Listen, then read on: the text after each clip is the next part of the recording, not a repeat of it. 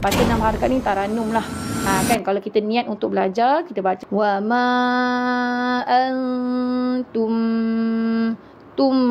Jangan macam tom tuan-puan, bukan tom. Baris depan muncungkan bibir, kemudian guna vokal u. Wa ma antum bimu'jizin. Bimu'jizin. Lembutkan saja pada huruf ain tuan-puan, tetap di tengah-tengah kerongkong. Jangan bunyi dekat hidung. Bimu sempit sangat tu kan, jadi masukkan di tengah-tengah kerongkong. Bimu'jizin. Okay, saya baca 4 harakat dekat belakang tuan-puan, semua saya baca 4 harakat.